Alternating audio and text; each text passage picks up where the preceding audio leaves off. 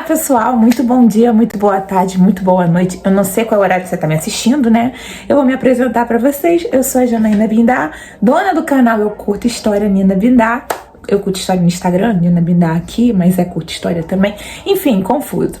Mas antes de começar a nossa aula de hoje eu vou falar sobre Mesopotâmia. Antes de a gente começar, vou pedir um favor pra vocês.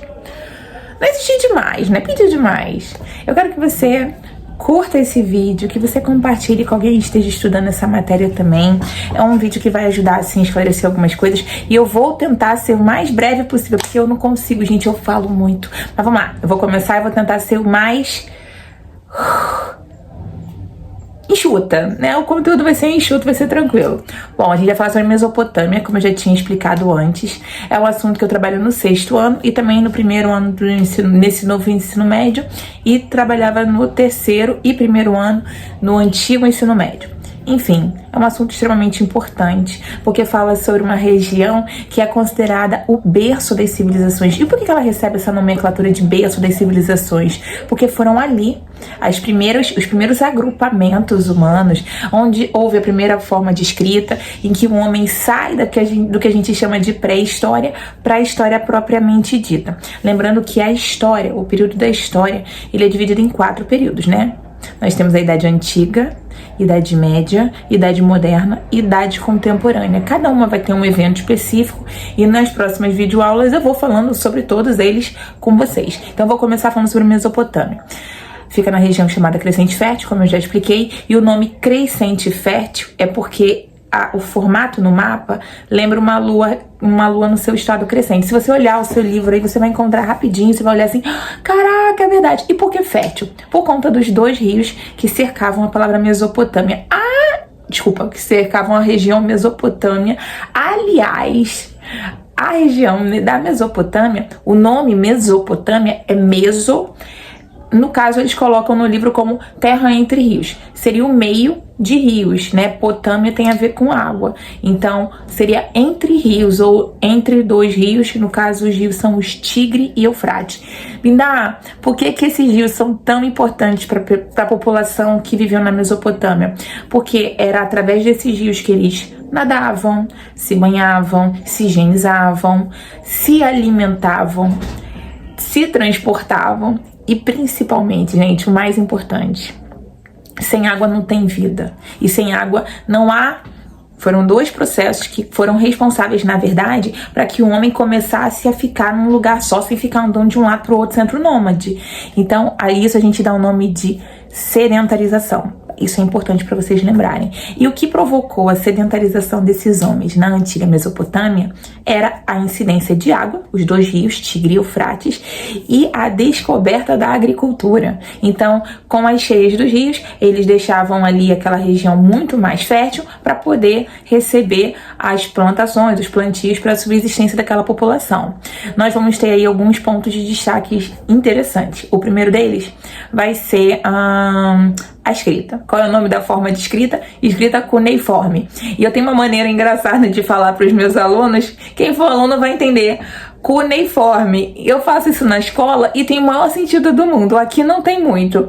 Mas como que era essa forma de escrita? Eles pegavam como se fossem tabletes de argila e eles escreviam com uns palitinhos chamados de cunes. Aí eles colocavam meio que para assar ou para secar, e quando ficava seco, ele se transformava em umas placas com algumas coisas escritas. Claro que não era o abecedário como a gente conhece. A escrita suméria é uma escrita específica dessa civilização, que eles se comunicavam e servia principalmente para registros. Registrar o que eles plantavam, registrar quantos animais eles tinham. Era para esse tipo de foco principal, a forma de escrita cuneiforme, tá bom?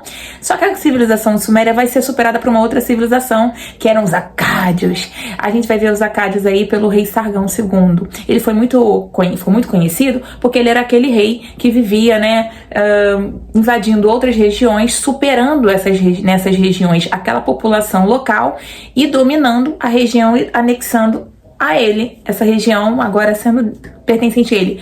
Cara, ficou difícil, né? Eu compliquei para poder explicar. Vou explicar de uma forma mais tranquila para vocês. Uma região é habitada por uma determinada população, tá? Vamos colocar aqui os próprios sumérios. Eles habitam aqui e tal, vivem felizes e contentes. Show de bola. Vem uma outra civilização nômade de outra região e tá com o olho nessa região aqui que é muito boa, por conta da incidência dos rios, né? Os rios Tigres e Eufrates, que é muito importante para a agricultura, como a gente já estudou agora há pouco. Então, o que que acontece? Esse rei muito forte, tem um exército muito forte, vai fazer o quê? Uma verdadeira guerra para tomada a terra dessa população que já está estabelecida ali. Então, os sumérios, por exemplo, foram superados pelos acádios. Então, os acádios, por serem mais fortes, entendeu? Voltados para a guerra, para o confronto, eles domaram essa região. E aí, o que acontecia com a galera que era vencida? Então, ou morriam, ou ficavam submissos àquela nova população que dominou por ser mais forte. Por isso que o processo de escravidão nesse período da antiguidade é diferente. Os processos de escravidão poderiam ser dois tipos, tá? Nesse caso aí, era por invasões. Os invadidos e superados pela população invasora mais forte vai se tornar escrava. Ou por dívidas. Eu tenho uma dívida, não consigo pagar, o que eu vou virar? Eu vou virar escravo da pessoa que eu tenho uma dívida, meu amor. Misericórdia. Essa é a moda pega, né? Aí nós vamos ter outros pontos importantes sobre a civilização mesopotâmica. Nós vamos ter a contribuição aí da forma como eles contavam com as falanges dos dedos, entendeu? Era uma forma diferente. A álgebra também é uma contribuição dos mesopotâmicos. Nós vamos ter que a principal base da agricultura, a principal base da economia da galera na Mesopotâmia era a agricultura, beleza? Agora a gente tem alguns pontos aqui, só que eu vou falar pra vocês. Eu tenho que ter ajuda dos universitários, porque se eu não tiver ajuda dos universitários fica difícil. Calma aí, deixa eu lembrar, Mesopotâmia. Gente, essa semana é a semana que eu vou fazer revisão com os meus alunos. Então eu fiz um monte de pequenas perguntas que eu vou esclarecer. Na verdade eu já fiz isso, eu fiz isso em sala. Teve uma turma, não, daqui é Grécia. Vamos lá, vamos trabalhar, vamos achar aqui. Eu vou achar, gente, tem só uns 150 resumos aqui. E guerra, Mesopotâmia, vamos achar Mesopotâmia. Não achamos. Que bacana, não achamos Mesopotâmia. Mas eu acho que eu vou dar conta de explicar tudo sem precisar das minhas folhinhas. Deixa pra lá. Bom, nós vamos ter aí um ponto importante sobre a cultura da Mesopotâmia. Nesse período, nós vamos ter um rei muito importante, que já vai ser um rei do Império Babilônico. E ele é responsável, na verdade, ele foi responsável por uma das 7 maravilhas do mundo antigo. Qual foi essa grande invenção dele? Os Jardins Suspensos da Babilônia. Ele também ficou conhecido por uma outra grande obra, que foi a Torre de Babel. Inclusive, na Bíblia, essa Torre de Babel, minha cachorra, gente, a Toia. Hoje não é Apolo, hoje é a Toia. Vocês já sabem como é que é. Eles não param de latir quando eu faço vídeo. Eles adoram aparecer, gente. Mas enfim, vamos lá. A gente vai começar primeiro falando que o povo da Babilônia, eles tiveram 2 grandes feitos. A Torre de Babel, como eu estava falando antes da minha cachorra latir e me atrapalhar, a Torre de Babel era uma torre que queria chegar até o máximo que ela pudesse superar qualquer outro tipo de obra, né? Chegar aos céus, praticamente. Só que aí dizem, né? Tem uma lenda que fala que pelo desafio que esses homens fizeram a Deus, né? De querer superar, cada homem foi lançada uma maldição que eles trocaram e ficaram com idiomas trocados. Então eles não conseguiam concluir a obra da Torre de Babel porque não conseguiam estabelecer uma forma de comunicação, uma vez que eles falavam diversas línguas diferentes, tá bom? Então nós vamos ter então os Jardins Suspensos da Babilônia como um grande feito de Nabucodonosor II, e ele fez isso para a mulher dele. Eu fico tentando imaginar o que o seu Nabucodonosor fez para que ter que homenagear a mulher com um jardim suspenso. Ele deve ter aprontado algumas, gente, não é possível. Mas enfim, nós vamos ter aí uma outra civilização muito forte, muito muito voltada para a guerra, e eles eram inclusive muito radicais, muito perversos com as populações vencidas, que eram os assírios, tá bom? Se vocês tiverem curiosidade, tem um filme muito legal que eu não vi, mas é Escorpião Rei, e ele fala muito, que é com T-Rock, e ele fala sobre esse período da Mesopotâmia, só que tem muita aventura, entendeu? E é um gênero de filme que eu não vejo muito, mas é um filme que fala sobre a Mesopotâmia, se vocês quiserem conhecer um pouquinho mais sobre a cultura da Mesopotâmia. Um outro ponto importante também pra gente entender é a forma de política. A forma da política na Mesopotâmia era uma forma de política centralizada, ou na mão de um imperador, ou então um rei, tá bom? Não era como na Grécia Antiga. Na Grécia, exemplo, né, porque eu ainda vou explicar a Grécia pra vocês. A Grécia Antiga, ela era diversas cidades-estados, só que elas eram independentes. Isso torna mais dinâmico. Dentro da Grécia nós vamos ter uma diarquia em Esparta, por exemplo, como vamos ter uma democracia em Atenas. São duas cidades-estados, são duas polis, só que cada uma vive uma política diferente da outra, tá bom? Isso é importante vocês entenderem. Isso acontecia na Mesopotâmia? Não, isso não acontecia na Mesopotâmia. A Mesopotâmia, então, ela funcionava com uma unificação. Um rei dominava ou um imperador dominava naquele período.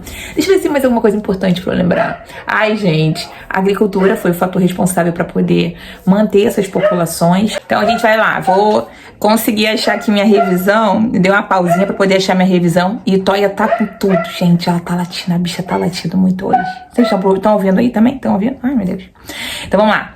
Significado da palavra Mesopotâmia eu já falei pra vocês. A localização, sim, a localização na Mesopotâmia fica na região chamada Crescente Fértil, no Oriente Médio, mas hoje ocupa ali o atual Iraque, tá bom, gente? Aquele lugar de paz, tranquilidade. Não, mas é o atual Iraque, só isso. Eu ia falar de paz e tranquilidade, mas não é não, gente. Vamos lá, número 3. Qual a importância dos rios? Já expliquei pra vocês. A base da economia, também já expliquei. A base da economia, uma coisa que é importante pra vocês entenderem. A base da economia, nessa época, vai ser assim... Eu não vou falar 100%, porque dentro do livro a gente vai ter acesso às informações e àquela cultura específica. Eu não posso determinar que todas as populações do mundo nesse período tinham a mesma característica, mas a Mesopotâmia, a Grécia, Roma, Egito, todas as vezes que vocês ouvirem base econômica nesse período da antiguidade, vai ser o quê? A agricultura, tá? A religião. Eu tava esquecendo a religião, tava esquecendo? Não sei, não lembro, mas eu vou falar aqui sobre a religião na Mesopotâmia. A religião na Mesopotâmia, não só na Mesopotâmia, como em outras regiões também, a gente vai ver isso no Egito, a gente vai ver isso na Grécia, eram religiões ligadas à natureza, tá bom? E não só à natureza, como tem um outro ponto importante também, o politeísmo. O que significa o politeísmo? É a crença em vários deuses. Eles não acreditavam em um único Deus. Nossa cultura ocidental, nossa cultura cristã nos permite, né, a crença em um único Deus, né? Deus com D maiúsculo, que a gente conhece, a gente sabe da existência dele. Agora, lá na antiguidade, na Mesopotâmia, não. Eles acreditavam em vários deuses. E a isso nós damos o nome de politeísmo. Exatamente, politeísmo. E tem uma curiosidade aqui para poder eu explicar para vocês que é importante. O politeísmo, os deuses, eles podem ter várias formas diferentes. As formas diferentes podem ser, por exemplo, metade humano, metade animal. Isso acontecia muito no Egito e acontecia também na Mesopotâmia. Metade humana, metade animal, metade humana, antropo. Animal, zoo.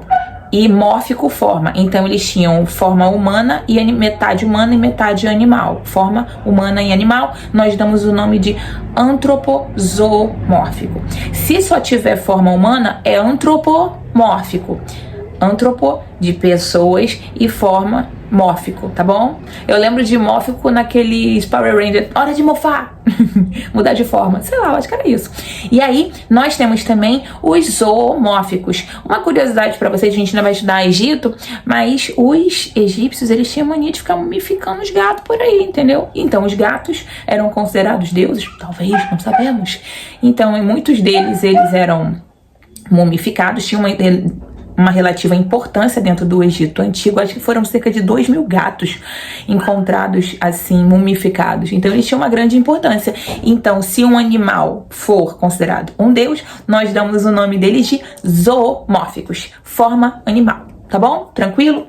Beleza, deixa eu ver se tem mais algum ponto aqui importante. Eu vou tentar fazer esse vídeo o mais curto possível para poder você aproveitar o seu dia, só dar aquele feedback legal para tentar entender e relembrar tudo que eu expliquei em sala, em aula para vocês.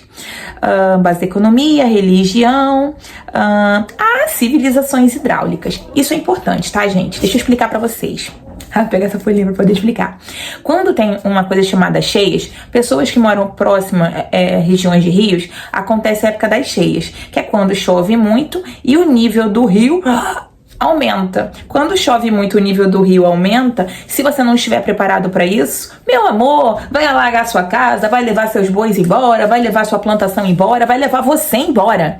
Então, para que isso não aconteça, as civilizações hidráulicas eram aquelas que conseguiam fazer barragens, né? Barragens para impedir que essa água tomasse as produções, as residências. Então, essas barragens eram feitas para conter a água na época das cheias. As cheias eram importantes por conta da plantação, ela deixava o solo mais fértil, mas elas tinham isso de negativo. E também os canais de irrigação. Os canais de irrigação, ou canais que levavam, eram vias ou dutos criados para levar água até umas regiões mais distantes. Ninguém precisava ficar ali em frente ao rio para poder conseguir receber essa água. Pessoas com uma localidade mais distante, né, mais ali próxima, mas não tão próximas rios, elas tinham esses canais ali que levavam água até elas. Nós, aqui na minha cidade, não tem um rio, então essa forma de trazer a água de mais distante, de mais longe,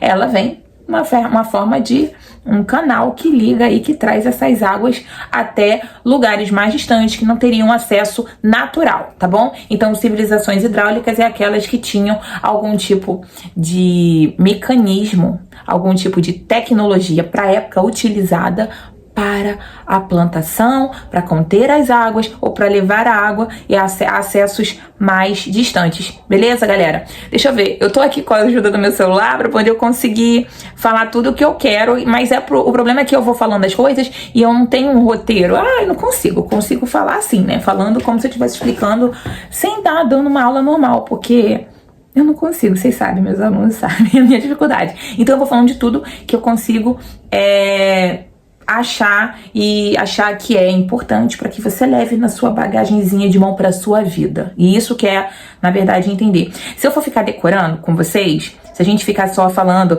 não, isso é isso, tem que falar dessa determinada maneira, você não vai aprender. Eu acho que você vai aprender quando você conseguir entender esse determinado assunto e perceber, caraca, é isso por causa disso. Por isso que eu vou mais explicadinha, assim, vou tentando colocar as coisas de uma forma mais simples. Eu vou tentando, às vezes nem sempre a gente consegue, mas vai tentando, né? Deixa eu ver como eram os... sim. Qual a primeira forma de escrita? Já expliquei pra vocês, a escrita cuneiforme. Então, quando eu falo na sala cuneiforme, faz sentido. Aqui não faz muito sentido. Deixa você ficar entendendo aí o que isso quer dizer. Qual a civilização responsável pela primeira forma de escrita? Eram os sumérios, isso é importante, que foram superados pelos acádios. Lembrando que os acádios superavam os sumérios e lembrando que os vencidos acabavam se tornando escravos dos vencedores e ainda ficavam com o território e ainda ficavam cheios de escravos. Olha que beleza. Roma se aproveitou muito disso. Mas isso é outra história. Bom, Nabucodonosor II, falei sobre a importância dele. Cara, eu ia esquecendo uma outra característica extremamente importante aqui. Meu Deus, dentro da Mesopotâmia, não tem como falar da Mesopotâmia e não falar sobre isso. E eu dou um exemplo que não é muito ortodoxo, mas eu vou falar aqui, por exemplo, as leis do Brasil, eu considero elas brandas. Porque, às vezes, dependendo da situação, né, as pessoas não vão presas, ou vão presas, pagam uma fiança e são soltas, e isso não impede que essas pessoas cometam, às vezes, os mesmos delitos. Na Mesopotâmia acontecia isso, gente, vou contar um negócio pra vocês. Na Mesopotâmia não tinha essa não, que era olho por olho e dente por dente. O que isso quer dizer? Dente por dente, olho por olho. Falando igual a unha aqui, vem cá, garota, agora. Vou explicar pra vocês. Olho por olho e dente por dente era a lei. Na verdade, era a Lei do Talião, ou também conhecido como Código de Hammurabi. Na verdade, é o primeiro código de leis escritas que se tem conhecimento até então. E ele era talhado no meio da cidade, assim, numa pedra, para que todo mundo soubesse o que aquilo ali quer dizer. E o que significa o dente por dente, olho por olho, dente por dente? Significa que se eu cometesse um crime, a minha penalidade seria no mesmo nível do crime que foi cometido. Eu querendo cometer aquele crime ou não. Por exemplo, eu roubei alguma coisa, né? Eu arranquei alguma coisa de alguém. Se eu arranquei alguma coisa de alguém, se eu roubei alguma coisa de alguém, o que vai acontecer com a minha mão, queridos? Eu fico sem mão. Isso quer dizer que o código de Hammurabi, ou a lei do Talião, ela era mais severa. Se a gente for comparar, ela tinha um rigor maior. E eu acho que naquela época as pessoas tinham que andar no sapatinho, né? Não literalmente no sapatinho, mas que elas tinham que ter bom comportamento para que não sofressem punições severas caso cometessem algum delito, beleza? Um crime, tá bom? Delito, crime, alguma coisa errada, fizesse alguma coisa errada. Deixa eu ver a última parte aqui, lei do Talião. Quais os povos... sim. Uma coisa importante para a gente entender também é que as civilizações mesopotâmicas, elas tiveram várias populações diferentes ao longo desse tempo todo.